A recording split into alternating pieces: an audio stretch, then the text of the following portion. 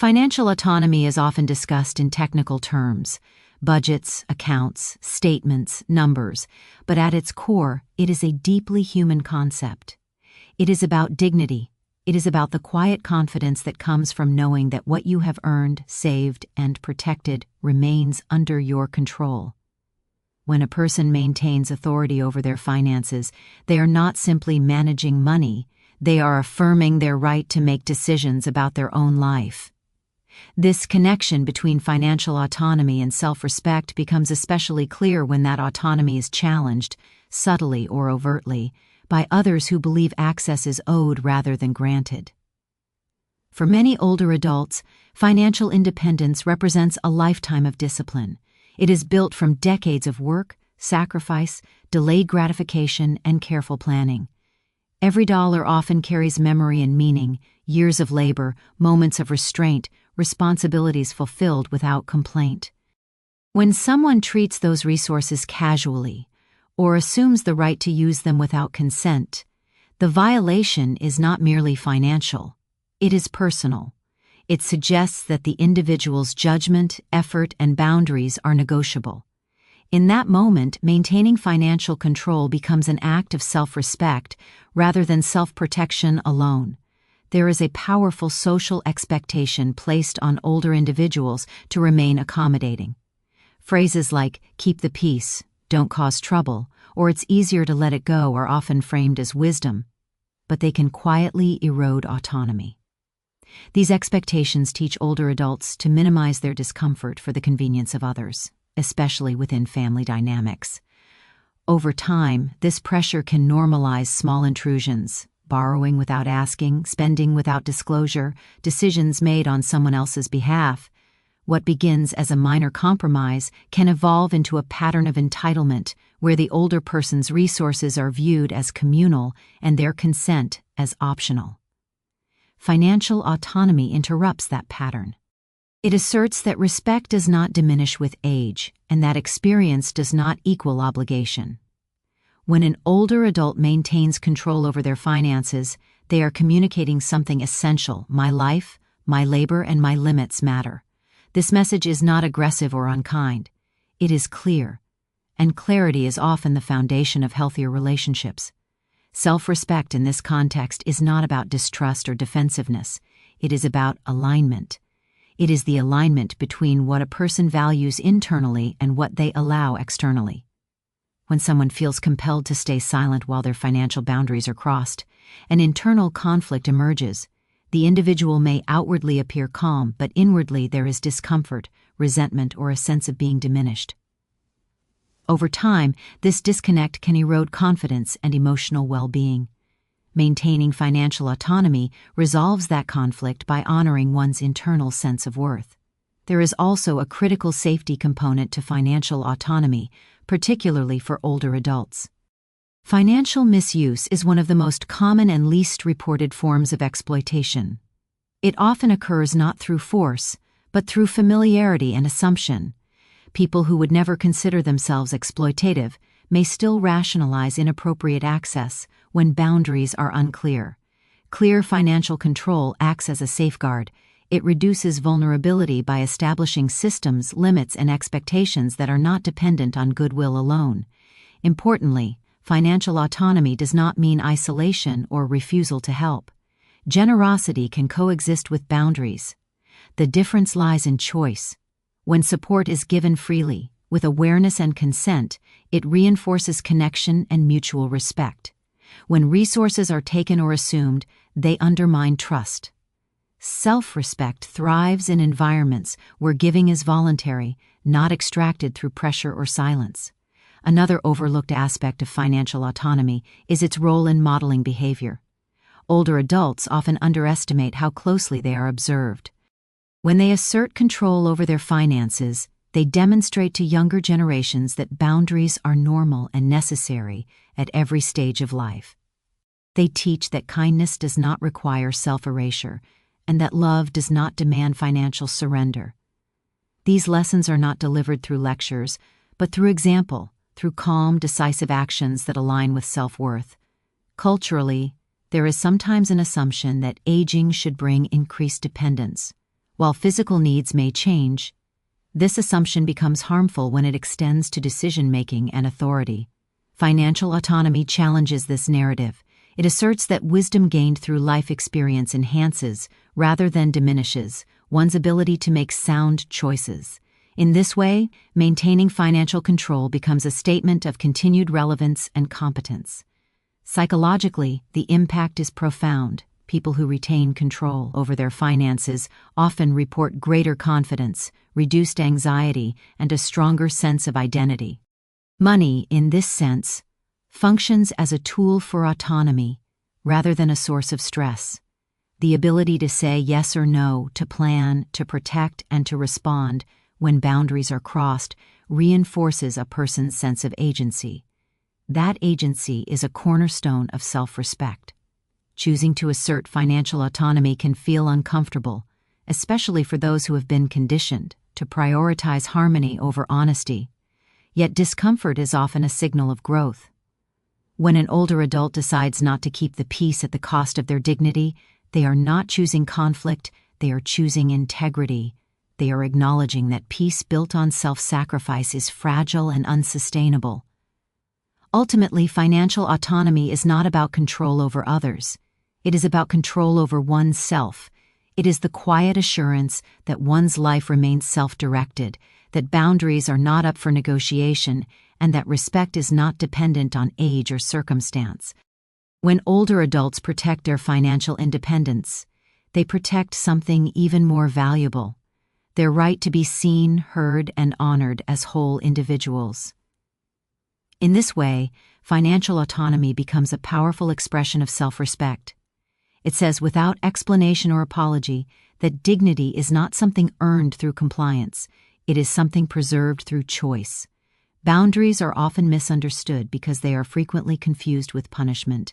When someone enforces a limit, observers may interpret the action as retaliation, rejection, or hostility. In reality, a boundary is none of those things. A boundary is information.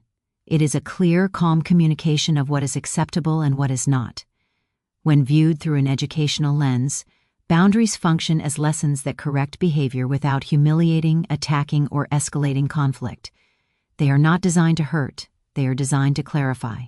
In situations involving money, this distinction becomes especially important. Financial boundaries trigger strong emotional reactions because money is tied to power, security, and identity.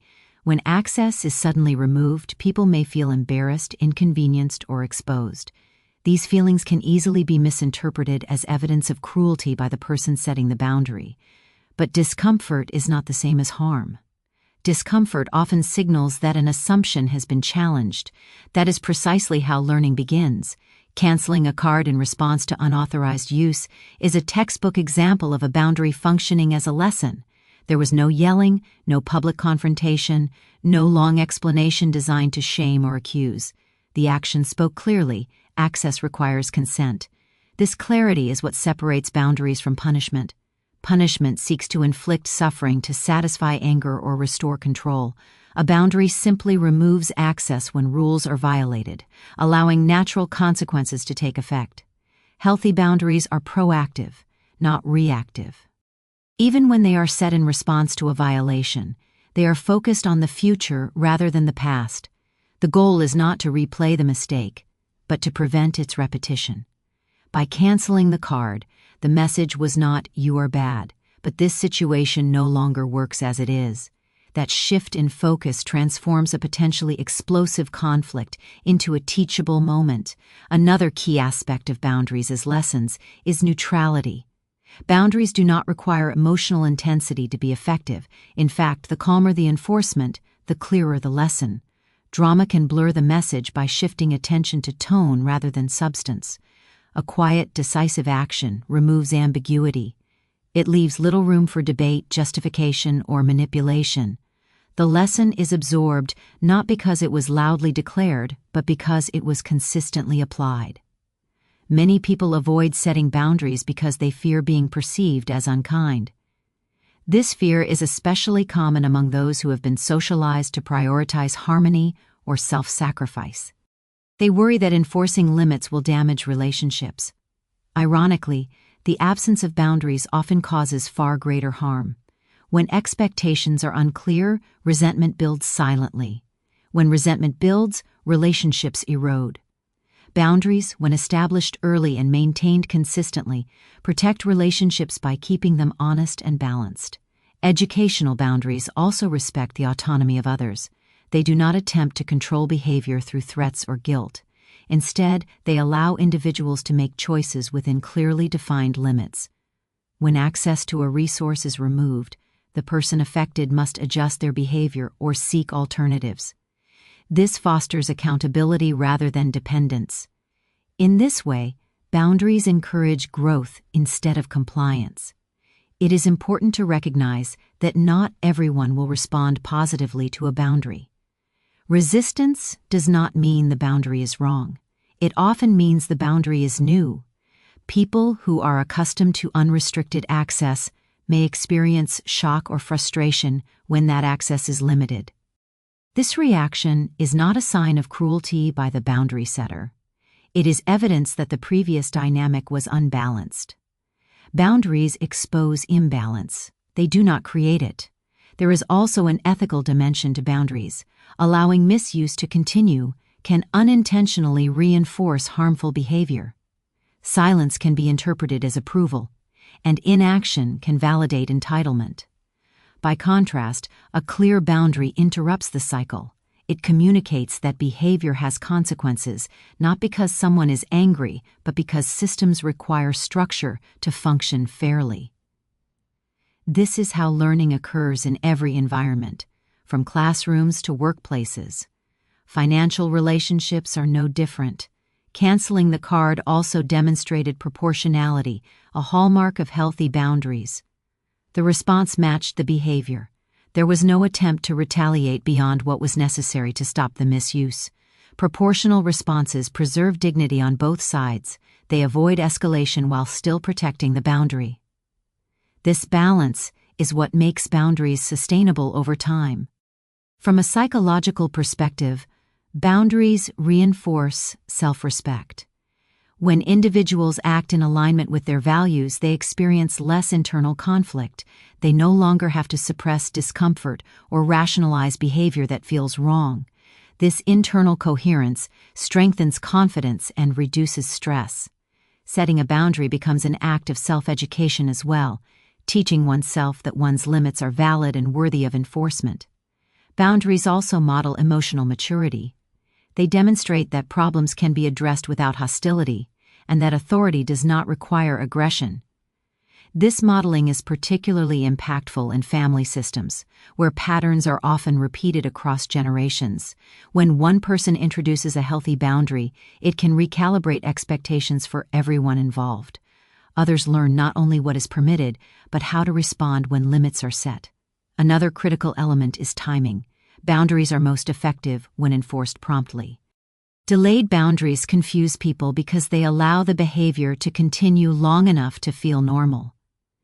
When a boundary is set in real time, the connection between action and consequence is clear. This clarity enhances learning. It prevents rationalization and reduces the likelihood of repeated violations. Ultimately, boundaries are an expression of clarity rather than control. They are statements of reality, not threats. They say, "This is where I stand," without demanding agreement or understanding. When framed this way, boundaries become invitations to engage more responsibly, not ultimatums designed to dominate. Seeing boundaries as lessons changes how they are experienced on both sides. The person setting the boundary is no longer cast as harsh or punitive, but as clear and self-aware. The person receiving the boundary is given information they can use to adjust their behavior. Whether they choose to do so is up to them, but the lesson has been delivered without cruelty. In this light, canceling the card was not an act of revenge. It was an act of education. It taught that access is conditional, respect is required, and assumptions are not agreements. It did so quietly, effectively, and without unnecessary conflict. That is the power of healthy boundaries. They protect, they clarify, and they teach, without ever needing to punish. Silence is often mistaken for patience, grace, or maturity. In many social and family settings, remaining quiet is praised as a way to avoid conflict and preserve harmony. Yet silence has consequences, especially when it comes to boundaries and responsibility. When discomfort goes unspoken and action is delayed, silence can unintentionally communicate approval. Over time, this unspoken permission can evolve into entitlement, where inappropriate behavior no longer feels questionable but expected. What begins as restraint slowly becomes reinforcement. Entitlement rarely appears suddenly. It grows incrementally, fed by moments where nothing happens in response to misuse. The first time a boundary is crossed and no response follows, the behavior is mentally categorized as acceptable. The second time, it feels familiar. By the third or fourth instance, it feels normal. Silence accelerates this process by removing friction. Without resistance, there is no signal that a line has been crossed. In this way, silence becomes an enabler, not because it intends to be, but because it leaves assumptions unchallenged. Unspoken discomfort is particularly powerful in financial matters. Money carries emotional weight, and many people avoid conversations about it to prevent tension. Older adults in particular may feel pressure to remain agreeable, fearing that speaking up will label them as difficult, suspicious, or unkind. This reluctance often stems from a desire to maintain relationships and avoid being perceived as controlling. Ironically, this very restraint can undermine respect. When discomfort is hidden, others are deprived of the information they need to behave responsibly. From a behavioral standpoint, people learn what is allowed by observing what is tolerated. If unauthorized use of resources continues without consequence, the behavior is reinforced. This reinforcement does not require verbal encouragement. It happens through absence of objection, absence of correction, absence of limits. Over time, the individual benefiting from this silence may stop questioning their actions altogether. Entitlement then becomes self-justifying, supported by the belief that if it were a problem, something would have been said. Silence also distorts power dynamics. The person experiencing discomfort bears the emotional burden alone, while the other party enjoys the benefits without accountability. This imbalance can lead to resentment, anxiety, and a gradual erosion of self-respect. The longer silence persists, the harder it becomes to speak up, because the behavior now has a history. Addressing it feels more complicated, more confrontational, and more risky. What could have been a simple correction early on becomes a perceived crisis later. Timely action interrupts this progression. When a response occurs close to the behavior, it restores clarity. The connection between action and consequence becomes unmistakable. This is not about punishment, it is about information. A timely response communicates that boundaries exist and are active. It prevents the formation of false narratives that silence often allows to grow, narratives that frame misuse as generosity, access as entitlement, and patience as permission. There is also a psychological relief that comes with timely action. Speaking up or acting decisively resolves the internal tension created by unexpressed discomfort. Instead of rehearsing conversations internally or questioning one's own feelings, the individual aligns their actions with their values. This alignment restores a sense of agency. It reinforces the belief that one's perspective matters and that discomfort is a valid signal, not something to be dismissed. In family systems, silence can be especially corrosive. Patterns established within families often persist unexamined for years. When one member consistently absorbs discomfort without response, others may unconsciously adapt to that arrangement. Roles become fixed, one person gives, another takes, and the imbalance is normalized. Timely action disrupts these roles. It introduces a new expectation that respect and consent are ongoing requirements, not assumptions granted indefinitely. Educationally, timely intervention is one of the most effective tools for behavior change. In learning environments, feedback is most impactful when it is immediate and specific. The same principle applies in personal relationships. Delayed responses weaken the lesson.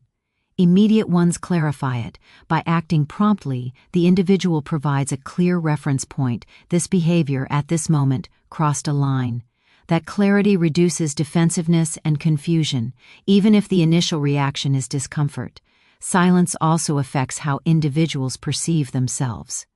When someone repeatedly suppresses their discomfort, they may begin to doubt its validity. They may question whether they are overreacting or being unreasonable. This self-doubt can be more damaging than the original behavior because it undermines trust in one's own judgment.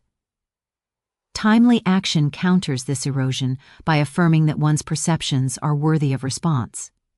It is important to note that speaking up or taking action does not require confrontation. Action can be quiet, firm, and non-dramatic. What matters is not volume, but decisiveness. A clear action sends a clearer message than a hesitant explanation. It shifts the dynamic from negotiation to reality. The behavior stops not because of persuasion, but because the conditions have changed. When silence is broken, entitlement loses its foundation. Entitlement depends on unchallenged access and unspoken assumptions. Once those assumptions are exposed, behavior must adapt.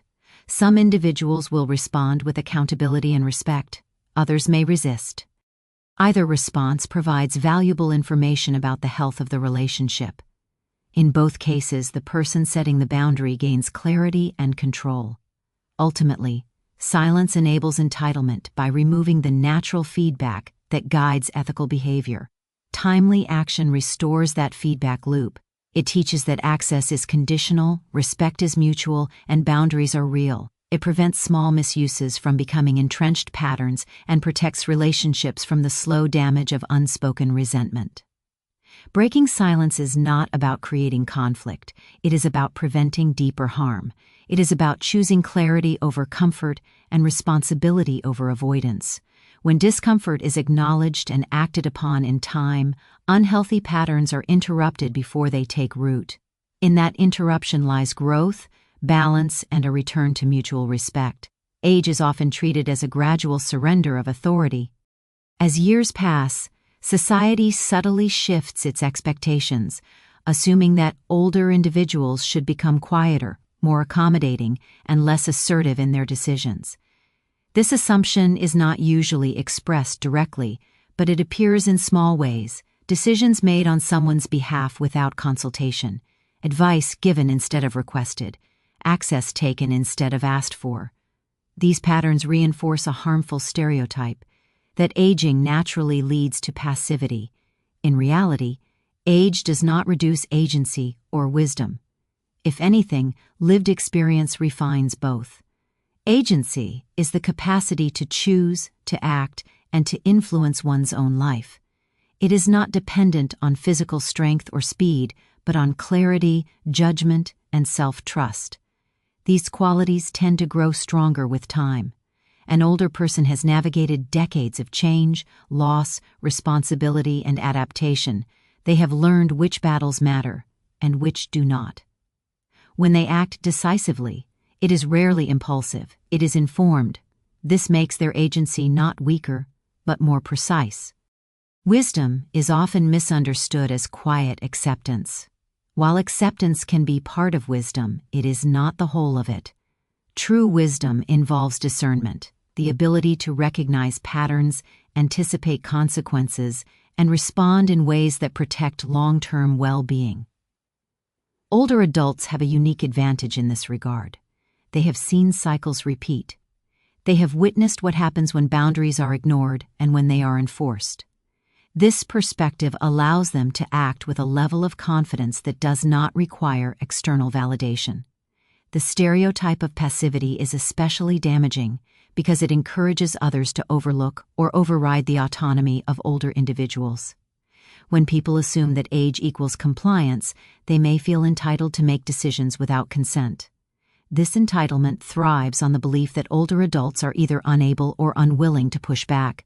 Challenging this belief through action is powerful. It disrupts the expectation that experience should be accompanied by silence. Courage in later life is often quieter than in youth, but no less profound. It does not rely on confrontation or force. It relies on resolve. When an older person takes action to protect their boundaries, they are drawing on a lifetime of self-knowledge. They are less concerned with appearances and more focused on alignment with their values. This form of courage is steady rather than reactive. It does not seek approval, it seeks integrity. There is also a misconception that learning and adaptation belong primarily to the young. In truth, adaptability is a skill honed over time. Older adults have adapted repeatedly to new technologies, shifting social norms, changing family structures. Each adaptation strengthens problem-solving abilities and emotional regulation. When faced with a new challenge, they are not starting from scratch. They are applying accumulated insight. This is why their decisions often carry a sense of calm authority. Agency in older age also carries an educational function. When an older adult asserts control over their choices, they model a version of aging that is engaged rather than diminished. This challenges younger generations to reconsider their assumptions. It shows that self-advocacy is not something one outgrows, but something one practices for a lifetime. These moments of assertion become lessons in dignity, demonstrating that respect is not granted based on age, but maintained through action. Emotionally, the preservation of agency is closely tied to well-being. Feeling dismissed or overruled can lead to withdrawal and disengagement. Conversely, being able to make and enforce decisions reinforces a sense of purpose. Older adults who retain agency often report higher levels of satisfaction and self-worth. They are not clinging to control for its own sake, they are affirming their continued role as active participants in their own lives. The idea that wisdom equals passivity often arises from a misunderstanding of peace. Peace is not the absence of boundaries, it is the presence of balance. An older person who chooses not to tolerate misuse is not rejecting peace, they are redefining it. They are choosing a form of peace that includes self-respect and fairness.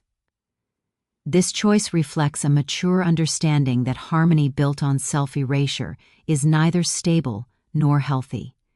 Experience also sharpens judgment by reducing the influence of fear. With age often comes a clearer sense of what truly matters. The fear of disapproval, which can dominate earlier stages of life, tends to lose its power. Older adults may be less willing to sacrifice their comfort or values to avoid temporary tension. This shift allows for more honest decisions. When action is taken, it is not rushed or emotional, but deliberate. It is important to recognize that asserting agency does not mean rejecting support or collaboration. Wisdom allows for nuance. Older adults can seek help while still maintaining authority over their choices. They can listen without surrendering. This balance is a hallmark of mature agency. It demonstrates that strength and openness are not opposites, but complements. When society underestimates the agency of older adults, it deprives itself of valuable leadership. The perspectives shaped by long experience offer insights that cannot be replicated through theory alone. Decisions informed by decades of lived reality bring depth and foresight.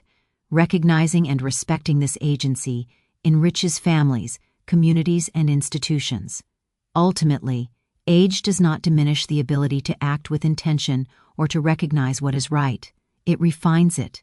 The courage to enforce boundaries, to make difficult decisions, and to stand firm in one's values often grows stronger with time. These actions challenge the narrative that aging is a retreat from life. Instead, they reveal it as a stage of clarity.